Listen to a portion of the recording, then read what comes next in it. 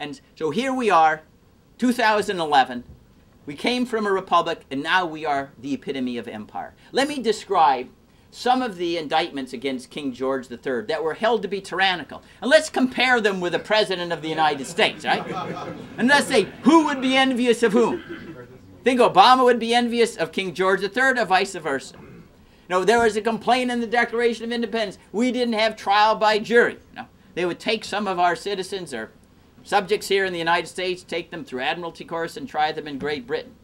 We don't even have trials at all, right? Guantanamo Bay, you're an enemy combatant, no accusation, no charge, nothing. You just disappear into a black hole. If in Guantanamo Bay, at least after 8 years, the U.S. Supreme Court held there is a right of habeas corpus. You can get into federal court. Then the administration says, ha-ha, but we can transfer you to Bagram prison in Afghanistan, and then you're outside of any control. This is what's true. So that there is an authority in the president right now, if he wanted to, pick up anybody in this room or outside this room, take him to Bagram and say, you're in a dungeon forever. Right. See you later. That's frightening. That's so much more dangerous than anything King George III was asserting. It takes us back to pre-Magna Carta, 1215, 8 centuries. And that's not the most frightening. He's also claimed the authority. If you're a citizen abroad, he says, you're in imminent danger or you're on the assassination list. We'll rub you out. And then when there's an effort to challenge that authority in court, it's state secrets, you know. You'll expose how we kill people. The assassination squad. When I was young, I read Alexander Solzhenitsyn and said, yeah, this is what happens in the Soviet Union. I never thought I'd come to the day, read it in the New York Times, say this is now the United States. Because it was always quite abhorrent to me to read Solzhenitsyn's book and to see the arbitrariness of the Soviet Empire. Even with Putin, polonium-211 comes in London, somebody disappears with poison. Oh, that's Russia. But now this is the United States of America. Now it's true, if we haven't asserted the power, maybe as vigorously as the tyrants elsewhere, but simply the precedent itself is highly alarming. And we recognize, too, that the Founding Fathers understood a precedent will take root and produce evils that, if not stopped at the inception, will destroy a country. And they acted on that. You may recall that the Stamp Act, 1765, was protested, no taxation without representation. And after the boycotts that were largely successful, the British Parliament repealed the Stamp Tax. Then they passed the Declaratory Act. They said, but so what? We still retain the power and authority to act in any matter whatsoever, and you have no voice. And that is what sparked the revolution. The Founding Fathers, we will not accept that precedent. We can see where we're going. It's just a matter of time. We'll have new taxes. We haven't struck at the jugular. And today, we just accept everything, the precedents that are the most mischievous in the world, with acquiescence, with effeteness, with complacency. Again, thinking, well, it's the government there to make us safe. Instead of saying, no, we would rather be free than absolutely safe. Because to be absolutely safe, we're all serfs. No one can go and swear they're a saint, and it's inconceivable that they could create a danger to anybody. It's beyond the human capability. So if you're going for absolute safety, yeah, we all can be locked up. We all can be locked up. No, this is true madness. We're destroying the fundamental reason why the United States existed in the process of going abroad in search of monsters to destroy.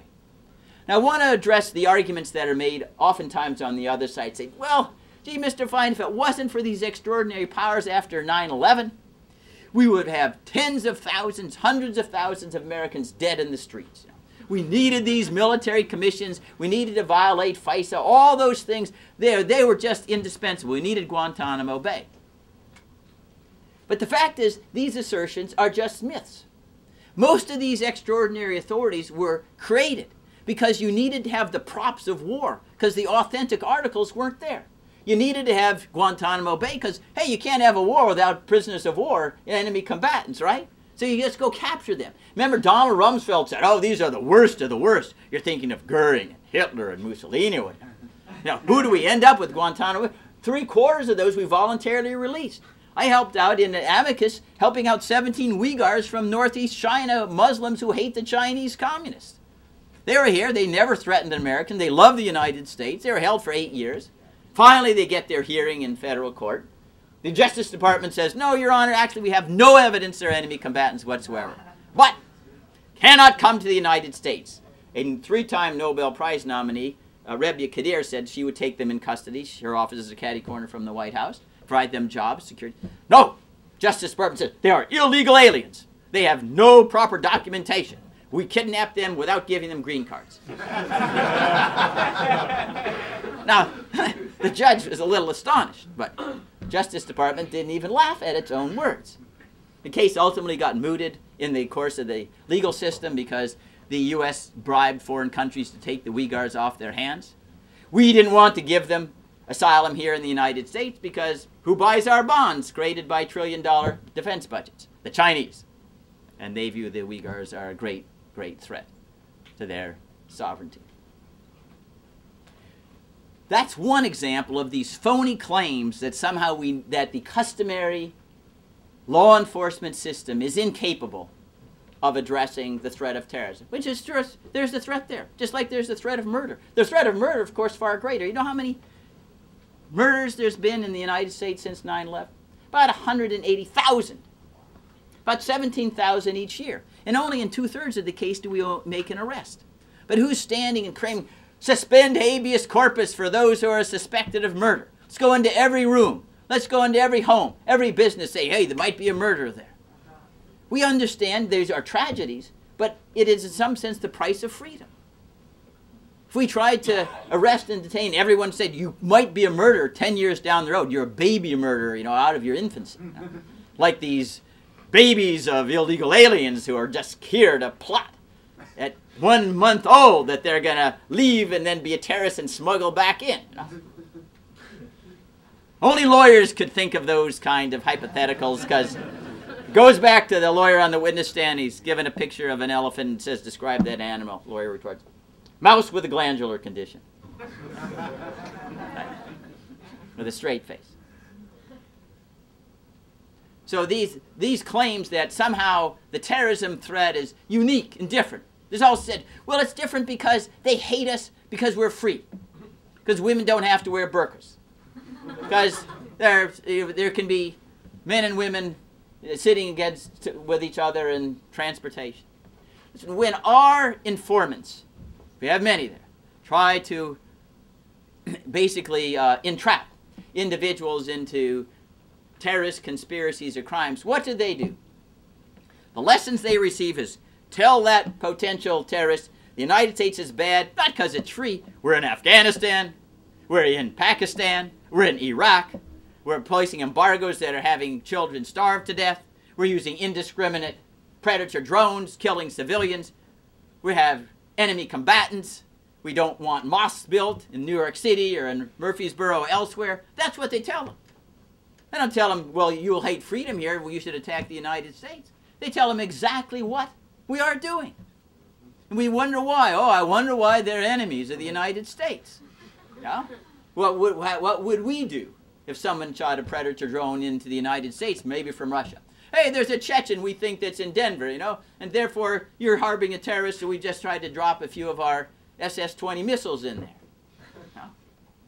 We would react as though that was war, and we would retaliate. We wouldn't accept that. And that's what we're doing in every single country in the world. We claim authority to invade every sovereign if we think there's one terrorist, could be 23 years old, 15 years old, whatever, and use military force and say, if we get it wrong, collateral damage. That's a euphemism, and it wasn't quite in play in Vietnam, so Lieutenant Colley didn't get away. Remember, he was the one responsible for the My Lai massacre with all the women and children butchered in Vietnam. They didn't have invented collateral damage then, but that's what he would have pled in today's atmosphere. And we simply use euphemisms to describe what basically are war crimes or targeting civilians. And especially this is true because we describe what we're at as war, but the so-called enemy blends in with civilian population. That's too bad.